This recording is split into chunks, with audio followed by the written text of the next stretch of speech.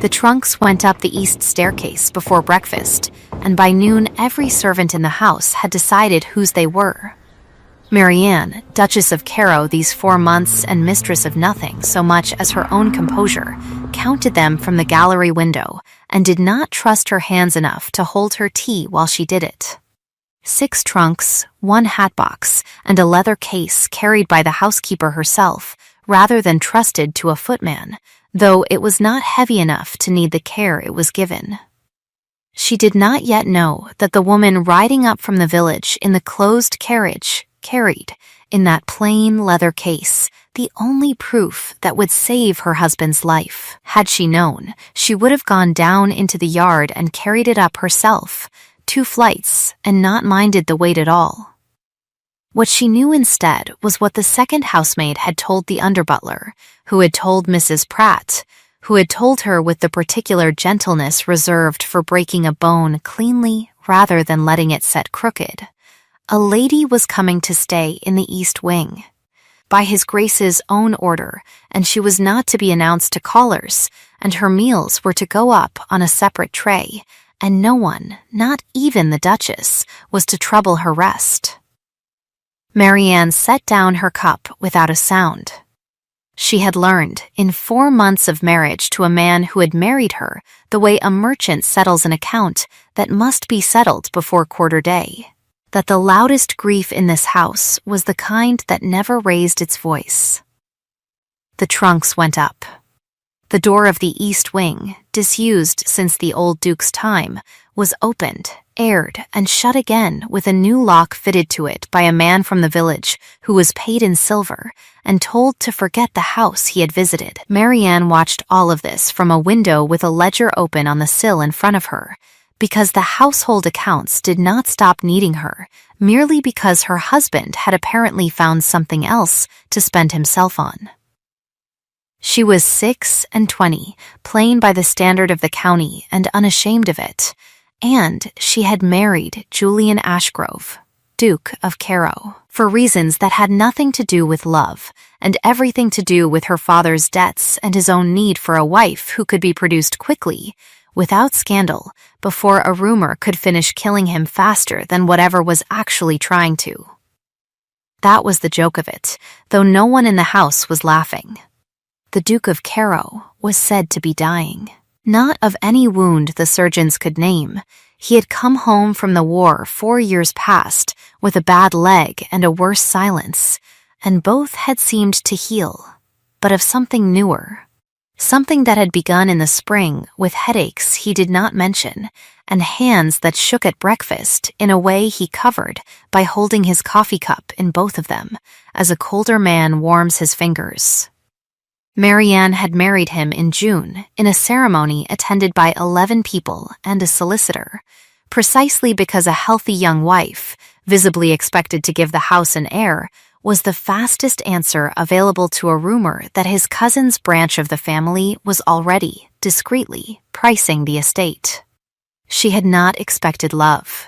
She had expected civility, an allowance, and the quiet use of a mind that had spent 19 years balancing her father's ruinous accounts and had been told by no one, not once, that this made her valuable.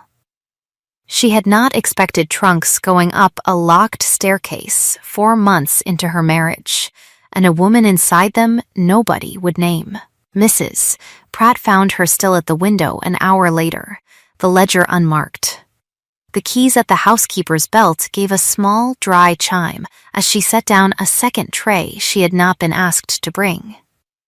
"You'll take your dinner up here tonight, Your Grace, I think," she said, in the voice of a woman who had decided a thing was true before anyone had confirmed it to her, which was, in this house, usually the safest way to be right. "I had rather take it downstairs, as I always do," Marianne said. "I had rather you didn't tonight, Mrs." Pratt did not elaborate, and did not need to. The offer of privacy was itself the information. Marianne looked at the tray, and then at the housekeeper's face, weathered and honest and giving away nothing it had not already decided to give. "Is she very beautiful, then?" Marianne asked, and heard how flat her own voice had gone, the flatness she used instead of the thing underneath it. I couldn't say, Your Grace. I've not seen her face. She travels veiled. How discreet of her. I, said Mrs. Pratt, and there was something in the single word that was not quite agreement, though Marianne was too tired that first evening to hear it for what it was. A house does not lie, Mrs. Pratt told her once, weeks later, when the whole business had unraveled far enough to be spoken of. Only the people in it do. But that evening the house told her nothing except that a new lock had been fitted.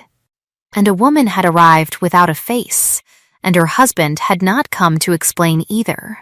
He came instead at 9, when the light was going copper over the park, and the rooks were arguing themselves to sleep in the elms, and he stood in the doorway of her sitting room with his hand closed hard around the signet ring he always turned, when he was about to say a thing he had already decided not to feel sorry for.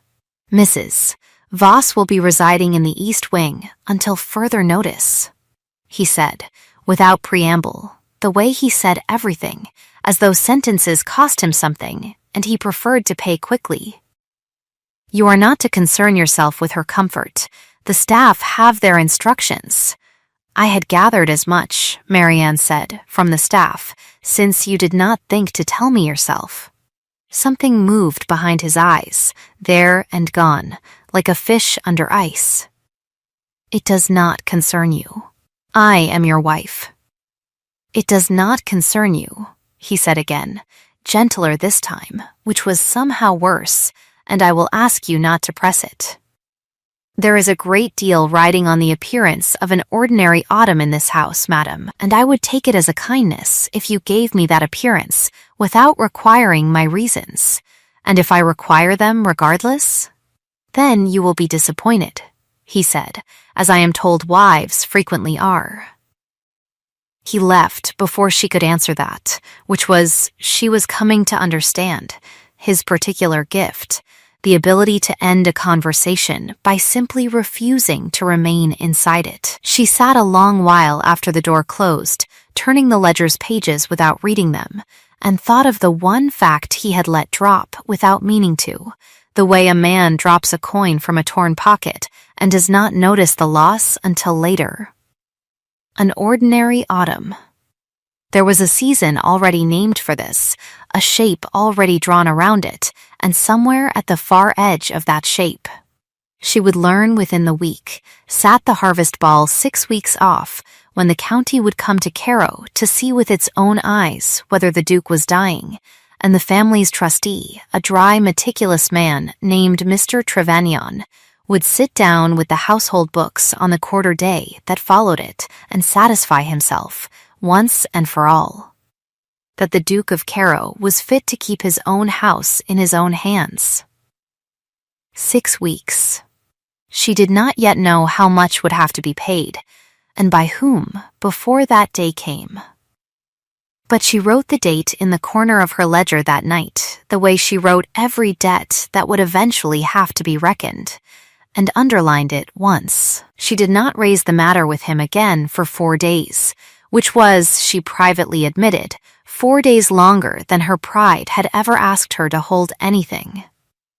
It was Mrs. Pratt who finally supplied her with what passed in that house for backstory, delivered not as history, but as a kind of inventory taken while polishing silver. Because the housekeeper did not believe in giving a person a story sitting down when she could give it to them working. Marianne had come to Cairo with one trunk of her own, a mind for figures her father had called unbecoming in a daughter, and then leaned on ruinously for a decade, and a face the county considered unremarkable enough that 3 separate matrons had, in her hearing, expressed surprise that the Duke had chosen her over prettier candidates with better portions. She had not corrected them. She had learned early that being underestimated was a kind of shelter, the way a low doorway keeps out weather that would flatten a taller house, and she had built her whole self around staying inside it. Small things kept small go unnoticed, she told herself the first week of her marriage, watching her husband's face across a silent breakfast table for some sign he had married more than a signature. That is their use. Mrs. Pratt, buffing a candlestick with more force than the candlestick required, told her the rest without being asked. The old Duke, Julian's father, had died 8 years past, and Julian had gone to war the following spring more from grief than duty, by the housekeeper's account, and come home from it with the leg and the silence Marianne had already noted, and something else besides, a habit of trusting almost no one with the running of his own house. Because the one person he had trusted with it while he was away, his father's cousin's widow, a Mrs. Lucretia Vane, had run it so smoothly and so long that she had never quite been asked to stop. "She keeps the accounts still, does she?" Marianne said. "Not quite a question.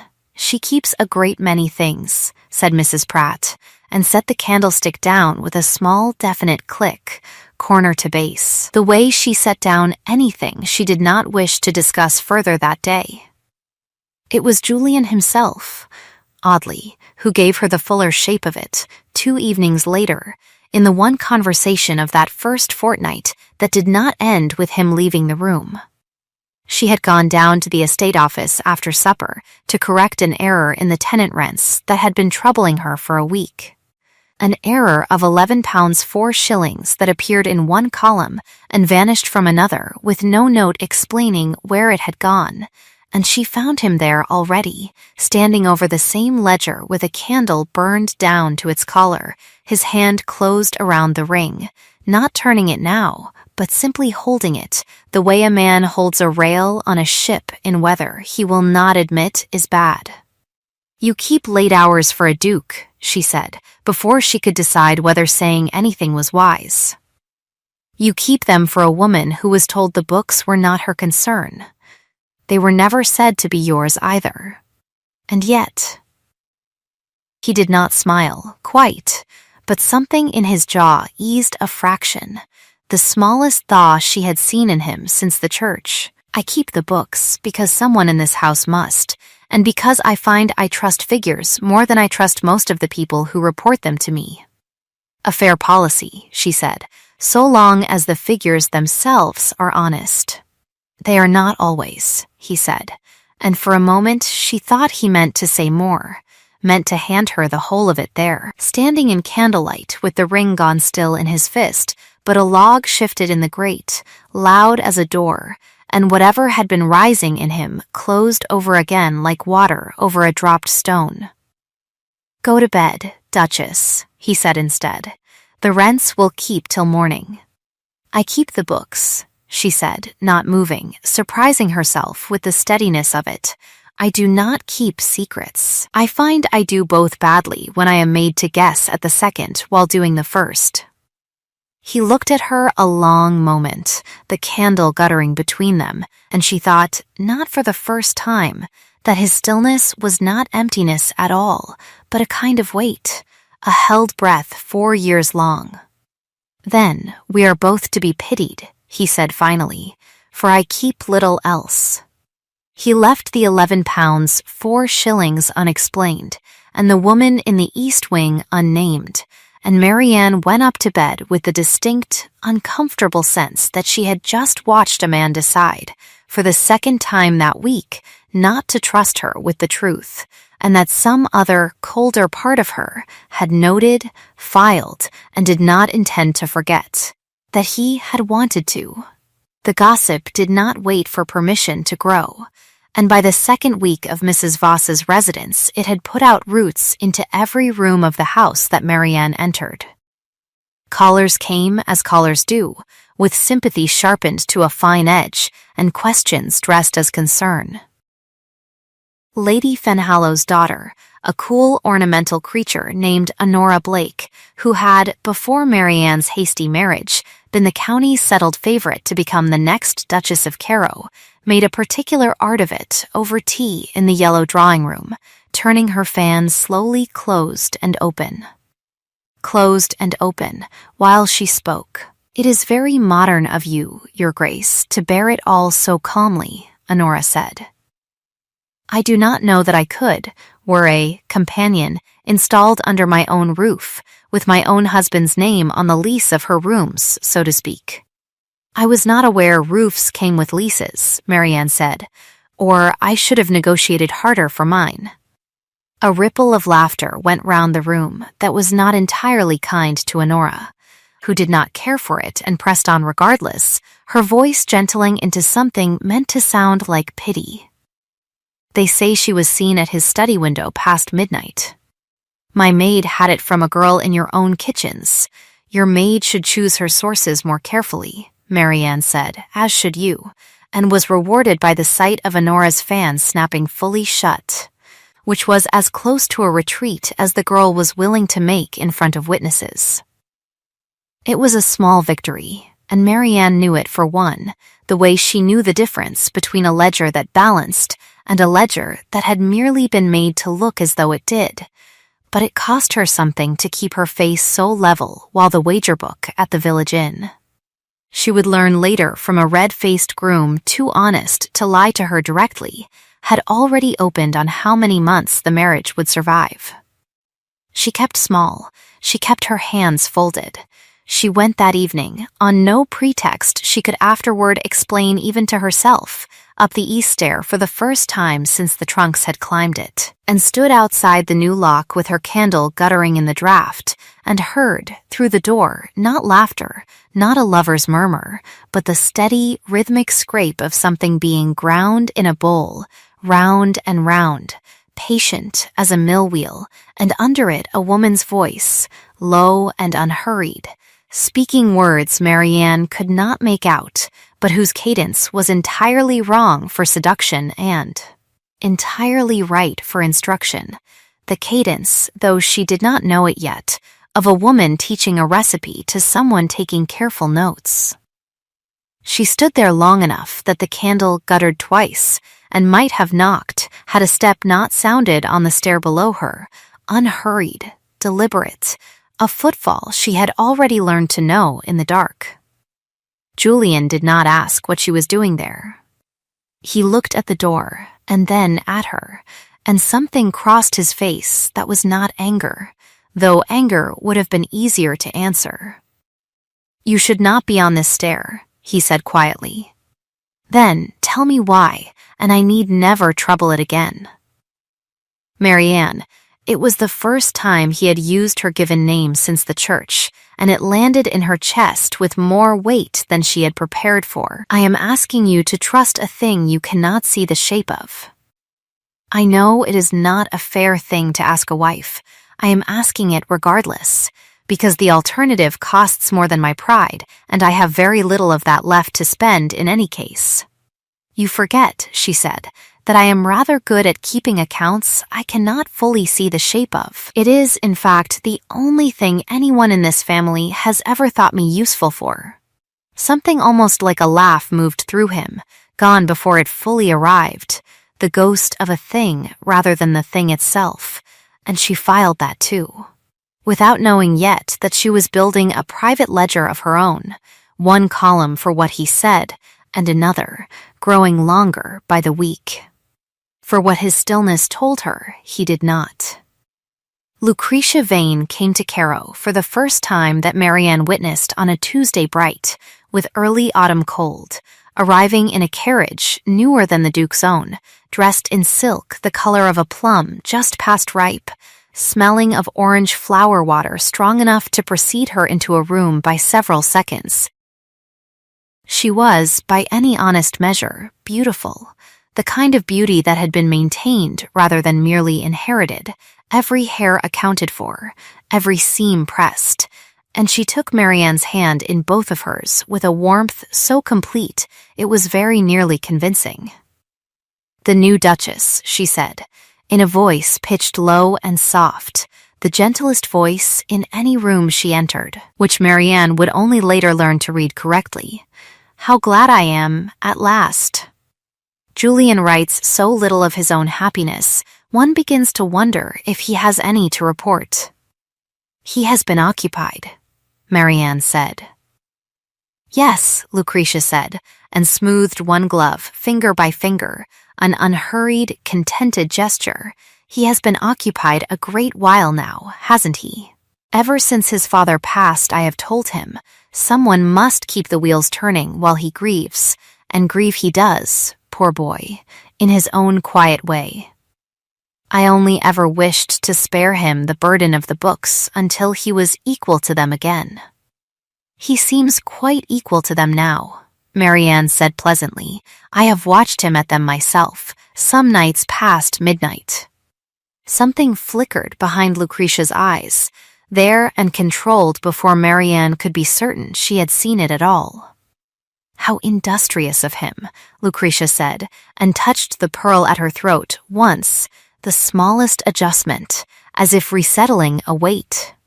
You must forgive an old woman her habits, your grace. I have kept this house's accounts so long I sometimes forget they are not mine to keep. I shall have my figures brought over for you to review, if it would ease your mind, though I warn you, they make very dull reading. Rents and physic bills and the tediousness of a great house eating its way through a year. I find figures rarely dull, Marianne said. Depending, I suppose, on what they are made to hide.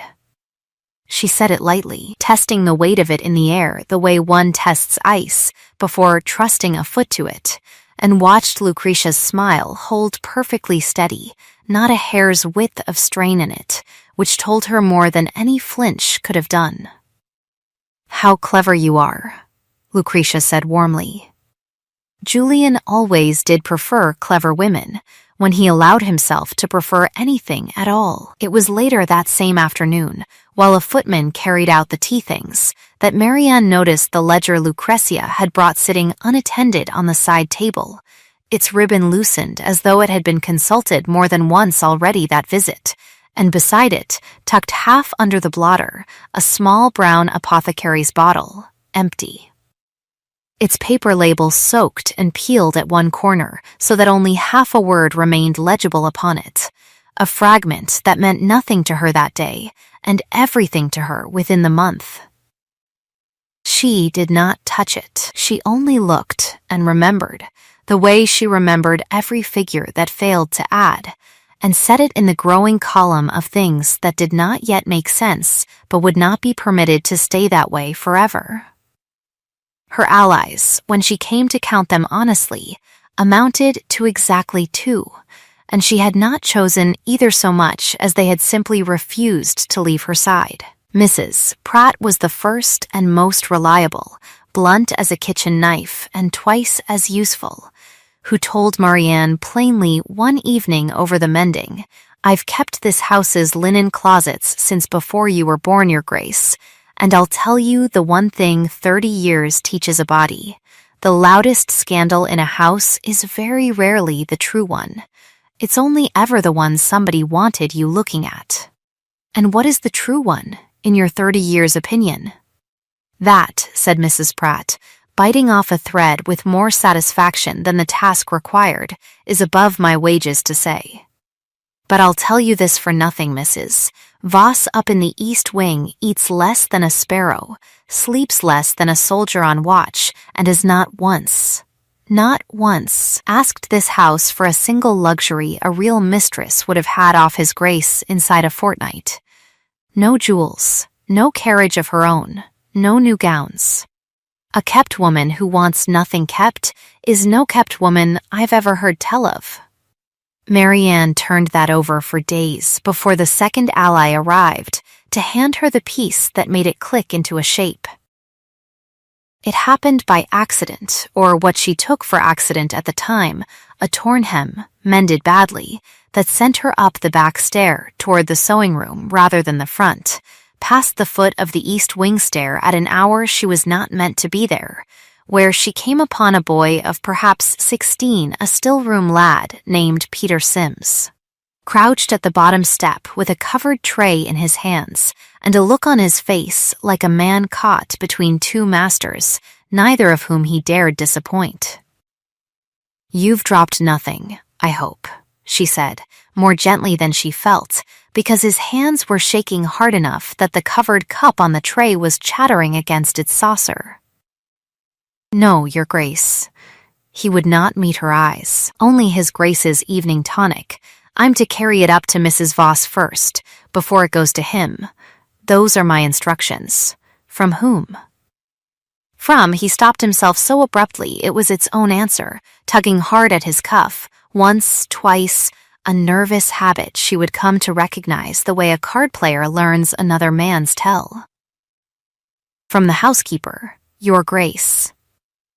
As is proper, it was not proper, and they both knew it, and Marianne let him go without pressing further, only because pressing a frightened boy on an open stair was not, she judged, the way to get at a truth this carefully buried. But she stood a long while after he had gone, turning the fact over the way she turned every column that failed to balance.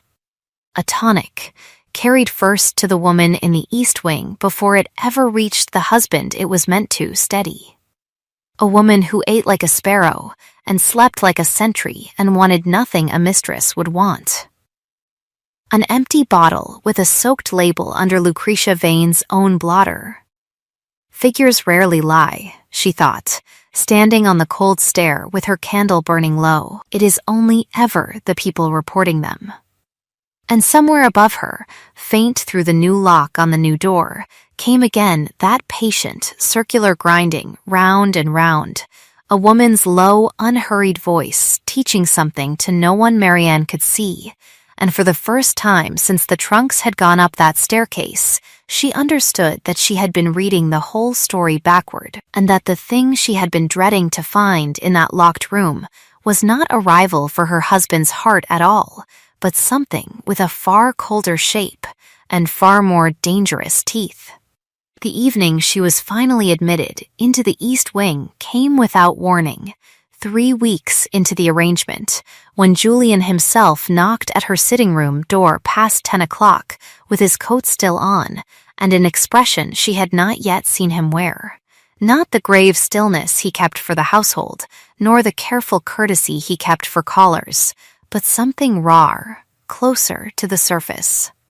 Like a man who has been holding a weight so long his arms have simply stopped registering the strain until the moment he sets it down. I should like you to meet Mrs. Voss, he said without preamble, if you are willing. I find I no longer have the strength to keep this from you and manage the rest of it besides, and I would rather you heard it from me, tonight. Then pieced it together from servants' talk and drew the wrong conclusion in the dark. I have been drawing conclusions in the dark for 3 weeks, she said, rising. I should be glad of a candle.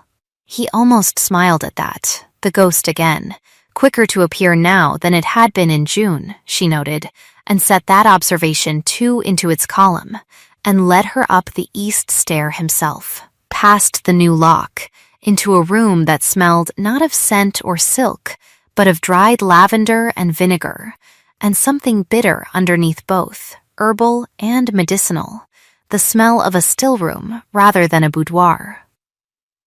Mrs. Voss rose to greet them. A woman of perhaps 50 with iron-gray hair scraped back plainly and hands stained faintly yellow at the fingertips, grinding motion still in the set of her wrist even at rest, as though her body had forgotten how to be still after so many years at the mortar.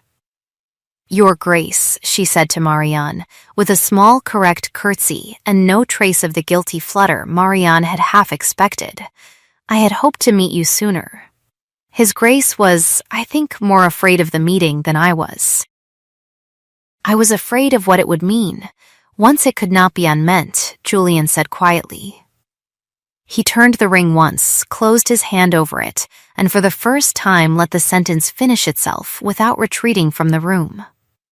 Mrs. Voss is an apothecary, Marianne. Her late husband trained my father's physician, and trained her besides, better than most men in the trade would ever have permitted a wife to be trained. I sent for her in July, the week after I began to suspect that what was killing me by inches was not grief, and was not any illness the county surgeon could put a name to, but something added, deliberately, to what I ate and drank and swallowed each night to help me sleep. The room went very quiet. Marianne heard her own pulse in it. "Poison," she said. "In small doses, cleverly spaced, the surgeon would never have caught it," said Mrs. Voss, "and I would not swear to it myself. Not yet. Not before witnesses. That is the whole difficulty of the thing, Your Grace. Suspicion is cheap. Proof is not. I have spent 11 weeks testing every dose that reaches him before it reaches him, tracking what agrees with him and what does not, keeping notes no one else may see until I am certain enough to stand behind them in daylight. I could not do that work in the village, where every soul in it dines out on gossip, nor could I do it under my own name, which is known in 3 counties as a physic woman's name, and would have brought exactly the wrong kind of scrutiny down on this house before I was ready for it. A veiled woman installed as a mistress draws one kind of talk. A physician installed to test the Duke's food for poison draws another kind entirely, the kind that reaches the poisoner's ears within the hour and sends whoever is doing this to ground before I have enough to name them. You let the whole county believe you an adulterer, Marianne said to her husband, to keep a murderer from learning you suspected them. I let my own wife believe it too, Julian said, and for the first time his voice caught, however briefly, on something that was not quite composure. That is the part I have not yet forgiven myself. I told myself it protected you, not knowing which servant to trust, not knowing how wide the rot went, but I understand now that I was only doing to you what I most despise being done to myself, deciding, alone, what you were strong enough to carry. I have carried this house's accounts since June with less help than you have just described giving Mrs. Voss, Marianne said, and heard the edge in her own voice, and did not smooth it away. I might have carried this too, had you trusted me with the weight of it instead of the shape of a scandal instead. I know it, he said quietly. I am asking, rather late, whether you will carry it now. She looked at Mrs. Voss's stained fingers, at the neat row of small bottles ranged along the windowsill, each labeled in a careful hand, at her husband's face stripped, for once, of every guard he usually kept over it, and felt something shift in her chest that was not quite forgiveness yet, but was its foundation being laid, stone by careful stone. "Show me your notes," she said to Mrs. Voss. "I keep excellent books. I imagine I can be of some use to yours."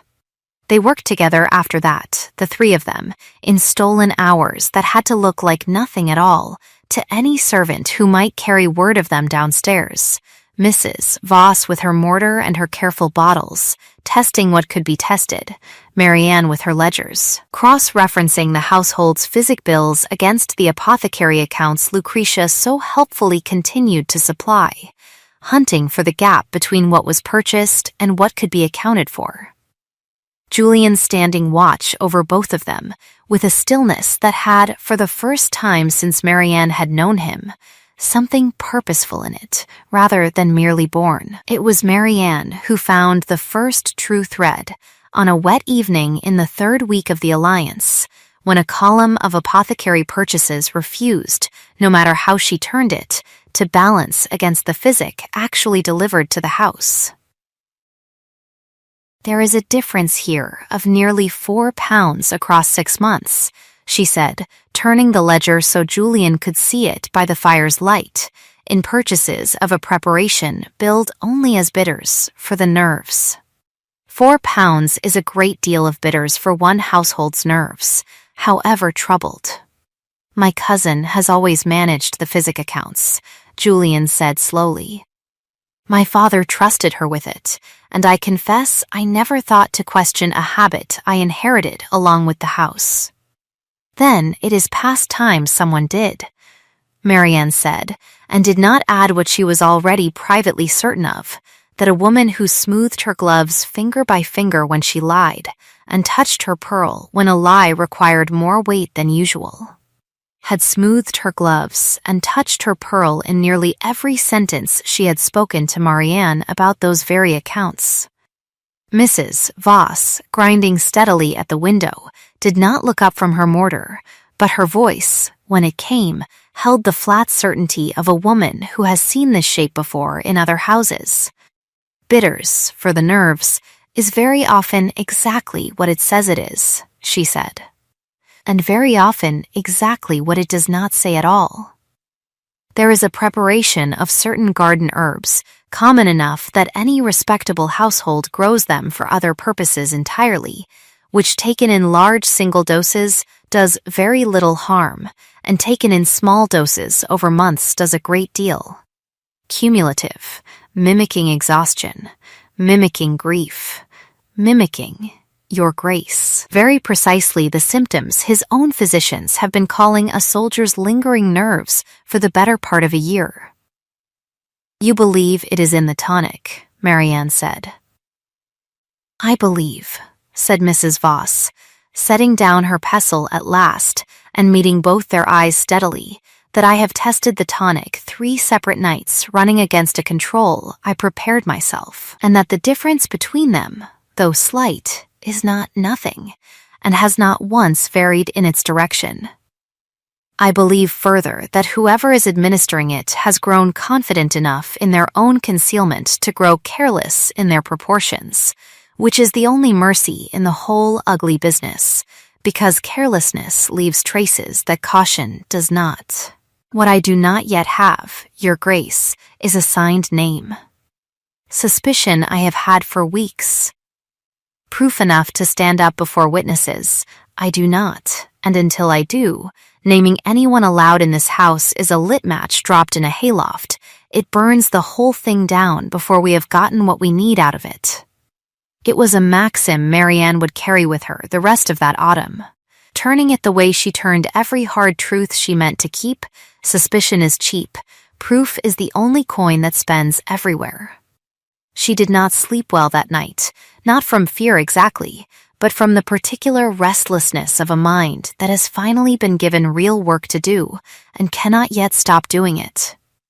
She thought of Lucretia's warm hands closing over her own at their first meeting, the orange flower water, the smoothed glove, the small proprietary satisfaction with which the woman had spoken of accounts she had kept so long she had forgotten they were not hers, and she thought, too, of Edmund Vane, Lucretia's only son, a quiet, awkward young man of 22, whom Marianne had met exactly once, at church, and who had seemed to her then less like a schemer's heir than like a boy waiting, without much hope, to be told what was expected of him.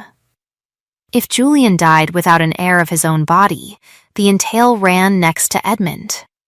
It was not Edmund's ambition driving any of this, Marianne judged, turning it over as she had turned every other figure that did not yet balance. It was his mother's arithmetic. Love curdled slowly over years into entitlement, the conviction, common to those who have managed a thing long enough, that management is the same as ownership.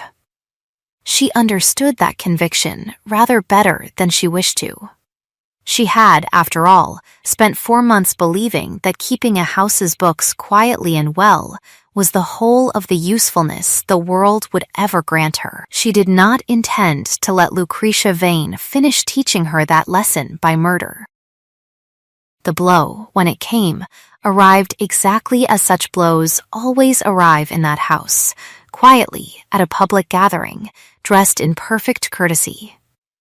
The occasion was a small dinner Lucretia herself had proposed, 3 weeks before the harvest ball, ostensibly to welcome Marianne properly into the family, before the county descended upon Cairo in force. 20 guests sat down to a table lit by more candles than the room strictly needed, and it was over the second course that Lucretia turned the conversation, with the gentle, unhurried skill of a woman who has planned her opening line for days, to the subject of the veiled lady in the East Wing. I confess I have wondered, Julian, whether it is entirely wise, she said, smoothing her glove, to house a companion so openly, when your own dear wife sits at table not 6 feet from her rooms. It does neither lady credit, and I say that only out of love for you both. Mrs. Voss's residence here is a private matter, Julian said, his voice gone very level.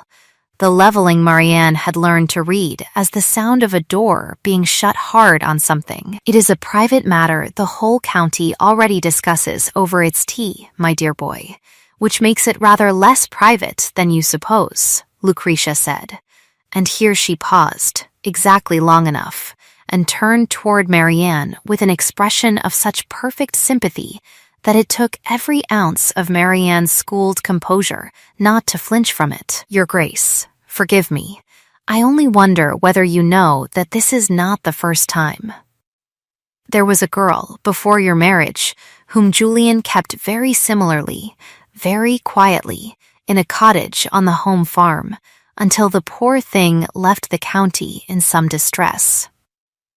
I had thought, when he married so suddenly, that perhaps he meant to leave that pattern behind him. I am only sorry to see I was wrong to hope it. The table had gone very still, the particular stillness of 20 people all suddenly pretending to study their plates. Marianne felt the eyes on her the way one feels weather change, a pressure before the first drop falls, and understood in that instant precisely what was being done to her. Not merely an insult, but a test, staged before witnesses, to see whether the Duchess of Cairo would crack, weep, storm from the table, hand her enemies a story to carry into every drawing room in the county before the harvest ball ever came. She set down her fork, squared it against her plate, corner to edge, the small steadying gesture that was hers alone, and let a silence of her own choosing stretch a beat longer than was comfortable before she spoke. How very well informed you are, Mrs. Vane, about a cottage on the home farm I have never once heard mentioned by anyone who actually manages this estate's rent rolls, she said pleasantly. I keep those rolls myself now, as it happens, cottage by cottage, and I find no such tenancy recorded in the last 6 years, under any name resembling the story you have just told 20 guests at my own table. I wonder where you had it from, if not from the rolls. Lucretia's smile did not move, quite, but her hand, smoothing the glove, paused half a second too long on the third finger. One hears things, Your Grace. One does not always trouble to write them down. No, Marianne agreed. I have noticed that the things most worth writing down are very often the ones certain people take the greatest care never to record at all. It was not proof. She knew it was not proof, even as she said it, and she saw in Julian's face, turned toward her down the length of the candlelit table, something that might have been pride, and might have been fear for what such a reply would cost her later, in a house where her enemy still controlled a great many of the ordinary levers of comfort and reputation, but she had drawn a line that evening, in front of witnesses, and she did not regret it, whatever came. What came, 3 days later, was worse than she had braced for. Julian took ill in earnest, doubled over at his own desk with a pain in his chest that sent the household into genuine, unrehearsed panic, and though Mrs. Voss's swift dosing of a counter-preparation brought him back from the worst of it within the hour, it left him gray and shaking in his bed for 2 full days, and left Marianne standing outside his door at 3 in the morning, with her hand flat against the wood, understanding for the first time with her whole body, rather than merely her accounts. Precisely how close the arithmetic of this house had come to costing her a husband she had only just begun, against every plan she had made for her own heart to want to keep. It was in the raw days that followed, while Julian lay weak and Marianne sat the long watches at his bedside because she found she could not make herself leave, that the bribe came. Delivered with Lucretia's usual gentleness on a morning visit ostensibly paid to inquire after her cousin's health. She caught Marianne alone in the corridor outside the sick room, and her voice, when she spoke, had shed every trace of warmth without ever once raising in volume. You are cleverer than I first credited you. Your Grace, and I find I have grown tired of being underestimated by clever women half my age, she said. So I will speak to you plainly, as one manager of accounts to another. Whatever you believe you have found in my books, you have not found enough of it to matter, and you will not find more before the audit. Because I have had 30 years' practice at keeping the true entries where clever young wives do not think to look. What I can offer you is simpler. Support my son's claim, quietly. When the time comes, do not stand in the way of what is, in the end, only the natural course of an old family's fortune, and you shall want for nothing, Your Grace. Not now, not as a widow, not ever. I can make you very comfortable. I am, whatever else you think of me, a woman who keeps her word to those useful to her. And if Julian does not die, Marianne said, very quietly, which I intend to see that he does not, then we shall all have had a pleasant conversation about nothing at all, Lucretia said, smiling, and no harm done to anyone. Think on it, Your Grace. Pride is a very cold thing to keep house with, in a widow's small rooms, on a widow's small allowance, once the title and everything with it has passed to a nephew who never much cared for you. Marianne looked at her a long moment, at the smoothed gloves and the pearl and the perfect, unhurried cruelty dressed as generosity, and felt something in her that had been small and careful for 4 months, for 26 years, straighten all at once like a spine finally permitted to stand at its full height. I find, she said, that I would rather keep house with pride in cold rooms than keep house with silk and silence over a murdered husband, Mrs. Vane, and I think you mistake me badly if you believed that offer would cost me anything at all to refuse. I refuse it. I will refuse it again tomorrow and every day after, until you are made to answer for what you have done, however long that takes, and whatever it costs me to see it done. It cost her a great deal in the days that followed. Lucretia was not a woman to absorb a refusal gracefully, and small cruelties multiplied quickly through a household she had run so long she still commanded loyalty in corners Marianne had not thought to guard, a housemaid dismissed without character on a manufactured pretext, a rumor set loose in the village that the new Duchess herself dosed her husband's food with something to keep him biddable, a letter, unsigned, left on Marianne's own writing desk warning her that meddling wives sometimes met with accidents on dark staircases. Marianne burned the letter, told no one but Mrs. Pratt, and doubled instead of doubted her resolve. Because she had learned by then, from long practice at her father's ruinous accounts, that a debtor who grows frightened enough to threaten you has generally run out of honest ways to pay. The darkest hour arrived 9 days before the harvest ball, on a morning when Marianne came down to breakfast to find Mr. Trevanion already seated at the table, his face grave, a folded letter before him, and Julian standing at the window with his back to the room, and his hand closed so hard around the signet ring that his knuckles had gone white. "Your Grace," Trevanion said to her, rising stiffly, "I am afraid a most serious accusation has been laid before me this morning, and I am obliged, in my position as trustee, to treat it with the gravity it claims for itself, whatever my private feelings in the matter." "What accusation?" Marianne said, though something cold in her chest had already guessed the shape of it. "That you and Mrs. Voss, acting in concert, have been administering some manner of preparation to his Grace under cover of treating him, for reasons the letter does not scruple to name outright, that you married him for his fortune, found the marriage less lucrative than expected while he lived, and have since taken steps to hasten your widowhood.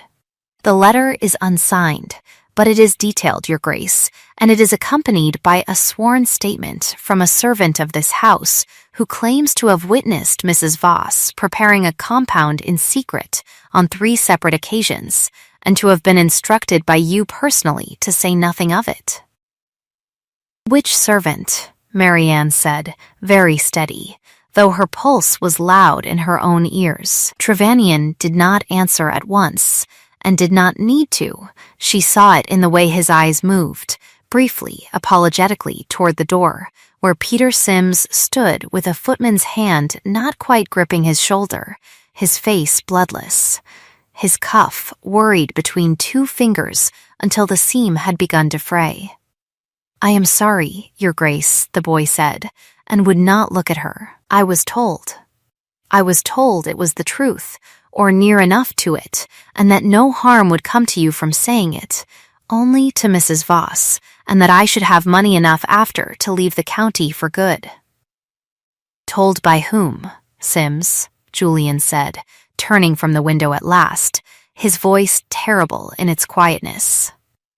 The boy's mouth opened and shut twice before anything came out of it. "I cannot say, Your Grace. I dare not."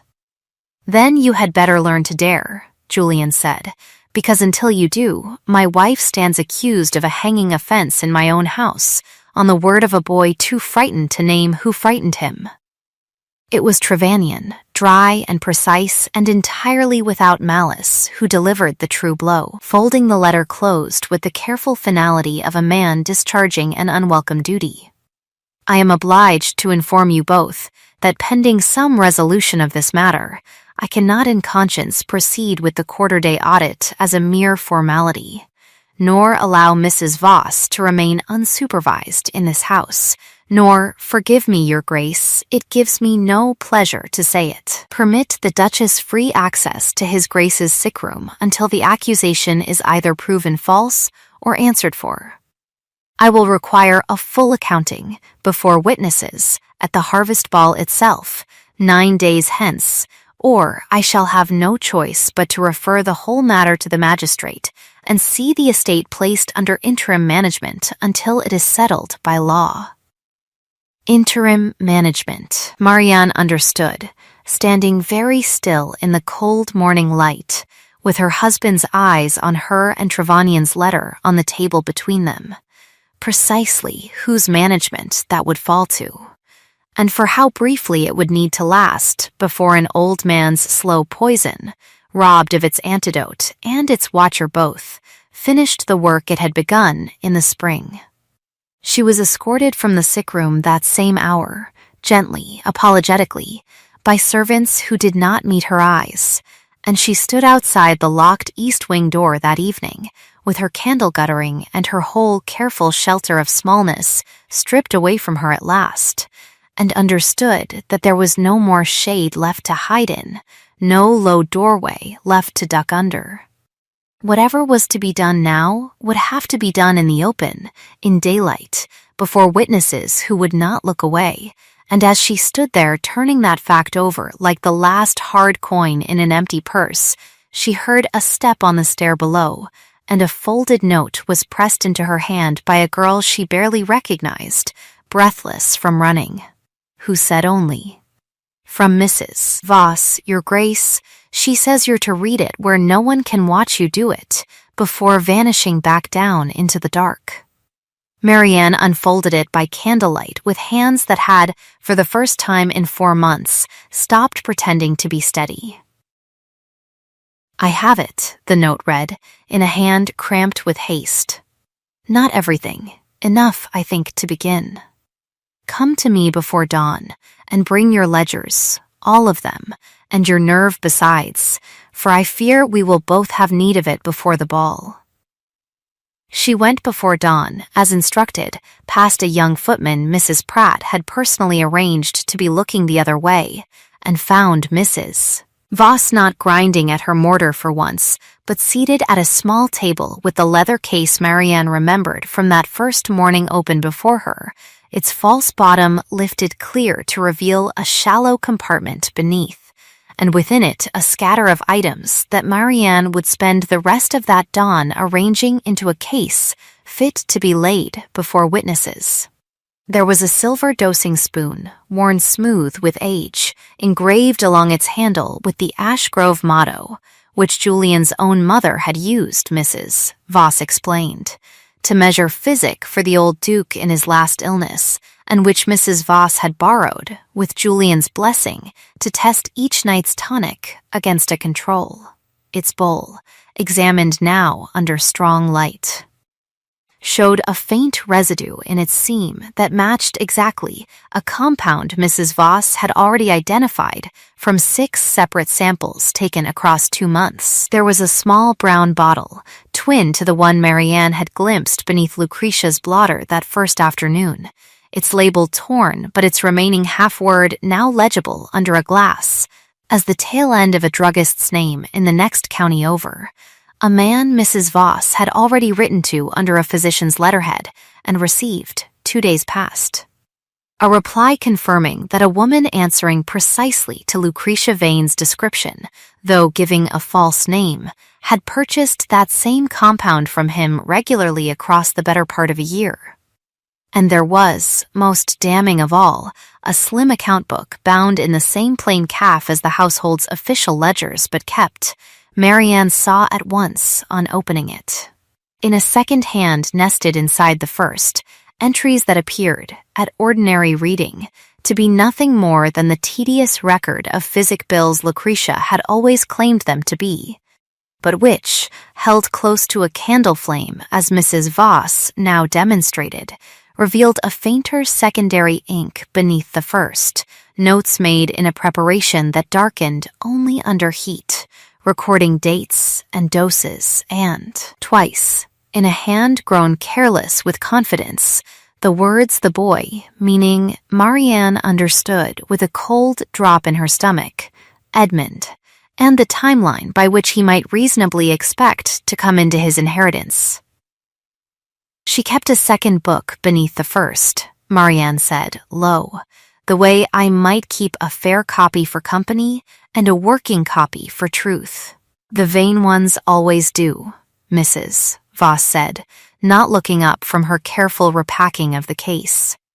They cannot bear, in the end, not to have the whole cleverness of it written down somewhere, even in secret, even in danger, a kind of pride that outlives caution. It is generally what catches them. What remained was Sims, and it was Julian himself, informed of the night's findings at first light, and looking 10 years steadier for having something at last to hold rather than merely endure, who went to find the boy before the household woke, and returned an hour later with a confession wrung not by threat, but by the simple offer Julian made him, plainly, man to frightened boy, that whatever Sims had done under duress, a full and honest account given now, before the ball rather than during it, would be remembered by this house as the act of a boy who found his courage late, but found it regardless, while silence kept any longer would be remembered as something else entirely. Sims wept, and told them Lucretia had come to him herself, 3 weeks past, with money and a story half true enough to swallow easily, and a threat besides that his sister, in service 2 villages over, would find her own place made very difficult indeed should he refuse her. It was, Marianne thought, listening to the boy's halting account with the ledger's second hand still open on the table before her, exactly the shape of every wrong Lucretia Vane had ever done, gentleness offered with one hand, and the other already closed around something soft enough to break. The harvest ball came on a clear, cold evening 9 days later, the great hall of Cairo lit end to end with candles and full, for the first time in years, with the whole of the county come ostensibly to see whether the Duke stood the season out, and in truth to see what would become of the marriage that had scandalized them since June. Trevanion presided from a table set at the hall's head, the household's official ledgers stacked before him, and it was Lucretia who arrived first among the family, magnificent in silk the color of late plums, smoothing her gloves as she crossed the floor to greet guests with the composed, gracious warmth of a woman who has never once in her life been made to answer for anything. She had nearly reached the center of the room when Julian rose from beside Marianne and asked, in a voice pitched to carry the length of the hall without ever once rising to a shout, whether his cousin would do them the kindness of joining the family at the audit table a little early, as a small irregularity in the physic accounts wanted her particular expertise to clarify. The room's chatter did not stop so much as it thinned, every ear in it suddenly, politely. Attending, of course, Julian Lucretia said, smiling, seating herself with perfect composure at the table, though I confess I am at a loss what irregularity 30 years' careful keeping could possibly have produced. Then let us look together, Marianne said, and opened before the whole assembled table the slim calf-bound book with its second hidden hand, and held its first page close enough to a branch of candles that the heat drew the fainter ink up dark against the pale, the dates, the doses, the two damning mentions of the boy rising out of the paper like something surfacing from deep water for every witness at that table to see plainly. The hall had gone entirely silent now, 20 conversations arrested mid-word, and Marianne felt every eye in the room settle on her the way weather settles before a storm breaks, and did not flinch from it, because she had spent 4 months learning exactly how much weight her own stillness could bear. "That is nothing," Lucretia said, and her voice, for the first time since Marianne had known her, had lost its gentleness entirely, gone thin and quick. "A trick of ink and candlelight, easily forged by anyone clever enough to want me discredited, and I wonder, Your Grace, that you should be so very clever with forgeries, given how conveniently they always seem to point away from yourself." "It would be a trick, certainly," said Mrs. Voss, stepping forward and setting the small brown bottle and the worn silver spoon upon the table beside the book, were it not corroborated by an apothecary 2 counties distant, who sold this compound across the better part of a year to a woman he can, if summoned, describe in perfect and unflattering detail, and by residue in this spoon that matches it precisely under any chemist's examination. Mr. Trevanion cares to commission, and by a servant of this house prepared to say, before all of you, from whom his instructions and his silence were purchased.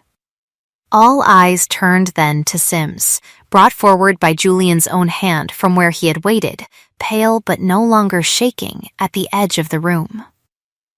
"Tell them," Julian said quietly, not a command so much as an offering of the last of his own courage, handed over.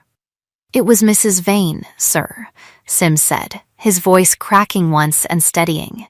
"She gave me the drops to put in the master's tonic each night, and money after, and told me if I ever spoke of it, my sister would answer for my tongue. I am sorry for it. I am sorrier than I have words for, but it is the truth, before God and all of you, and I'll say it as many times as I'm asked." Lucretia's composure, held so long and so perfectly, did not shatter so much as simply stop, all at once, like a clock whose spring has finally, silently given way. Her hand, still gloved, came to rest flat on the table's edge. And Marianne saw, for the first time in 3 months of watching that hand smooth silk over every lie it told, that it was shaking. "I did not want him dead," Lucretia said very low, to no one and everyone, only slow. Only slow enough that Edmund might come in to what should always have been his, what his father would have had the old Duke not favored the elder line by nothing but an accident of birth order. "I have kept this house running for 8 years while Julian played at grief and soldiering both, and I was never once thanked for it, only tolerated. The way one tolerates a useful servant one does not trouble to see. I only wanted, at the end of it, to be owed something."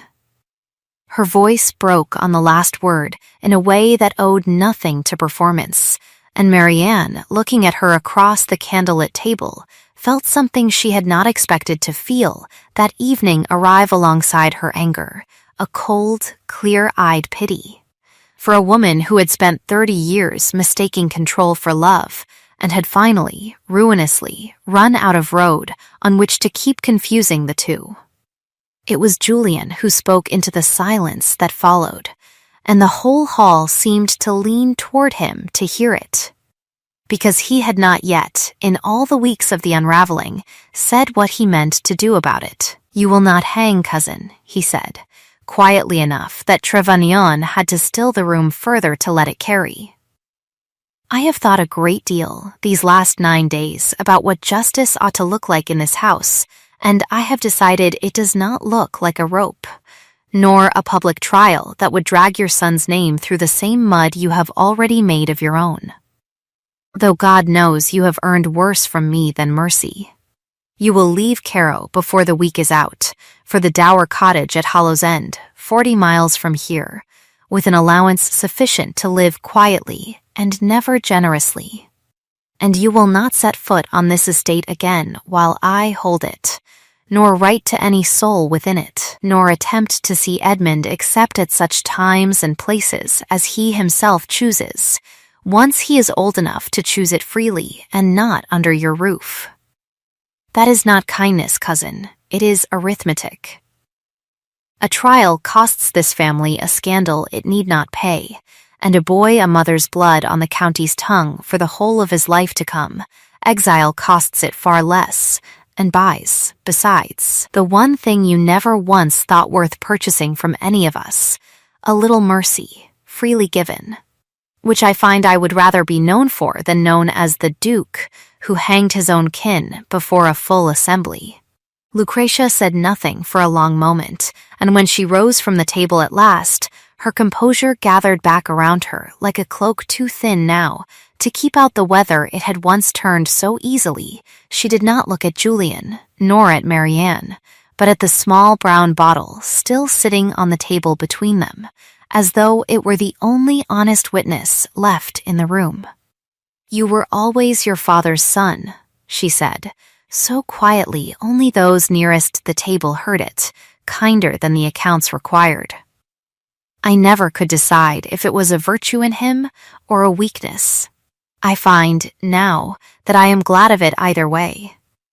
She left the hall with her back straight and her step even, and the county, watching her go, understood without being told that whatever story would be permitted to circulate about that night would not be the whole of the truth, and understood also, from long practice reading the moods of great houses, that pressing for more of it would earn them nothing but the family's lasting coldness. Edmund Vane, who had stood white-faced and silent through the whole of it near the hall's far door, came forward once his mother had gone and knelt, briefly, before Julian, in a gesture so old-fashioned and so entirely unrehearsed that it silenced even the last of the room's whispering. "I knew nothing of it, Your Grace. I swear it before all these witnesses," he said. "I would not have wished this, any of it. I have never wanted the title, only ever wanted my mother to stop believing I did." "I believe you," Julian said, and raised him by the arm rather than let him kneel a moment longer. "And I will not visit her debts on your account, Edmund, provided you do not ask me to visit her back into this house on the strength of your forgiveness of her. Go to Hollow's End if you wish, when the dust has settled, and be a better son to her there than her scheming ever let her be a mother to you. That is the whole of what I ask." It was Honora Blake, of all the room's witnesses, who crossed the floor last, her fan folded still in one gloved hand, and stood before Marianne with an expression stripped, for once, of every ornamental thing Marianne had watched her wear all autumn. "I repeated what she told me," Honora said, low, for Marianne alone. "About the cottage, the girl before your marriage. I did not know it was a lie built to bait you before witnesses. I am not asking you to forgive it tonight. I am only telling you I know now what I did, and I am sorry for it, more than my pride generally allows me to say aloud." "Then let that be the whole of your apology," Marianne said, not unkindly, "and let the next thing you're known for in this county be something better than repeating another woman's poison. I find I would rather have you as a doubtful friend than a certain enemy, Miss Blake, if you're willing to be one." The candles had burned low, and the hall had thinned to family and the household's oldest servants by the time Julian found Marianne alone on the terrace, where she had gone to let the cold air settle what the evening had stirred up in her, and where, somewhere in the dark hedge below, a wren she had come to know by its particular broken little song was still, improbably, singing past its hour.